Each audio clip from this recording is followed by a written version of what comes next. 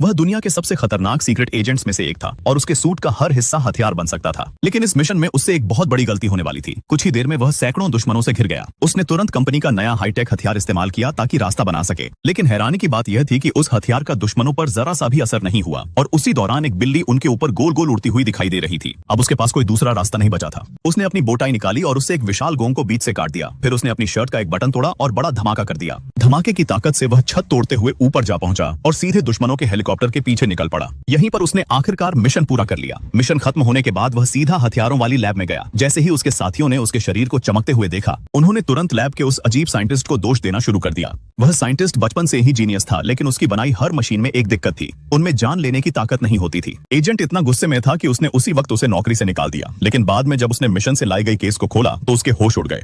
वह केस पूरी तरह खाली था। मतलब वह खतरनाक हथियार अभी भी बाहर मौजूद था और उसे इस्तेमाल करने वाला इंसान उसी एजेंट का रूप बनाकर लोगों को मार रहा था। उसकी बात पर कोई भरोसा नहीं कर रहा था, इसलिए उसके पास सिर्फ एक ही रास्ता बचा, खुद सच पता लगाना और अपना नाम साफ करना।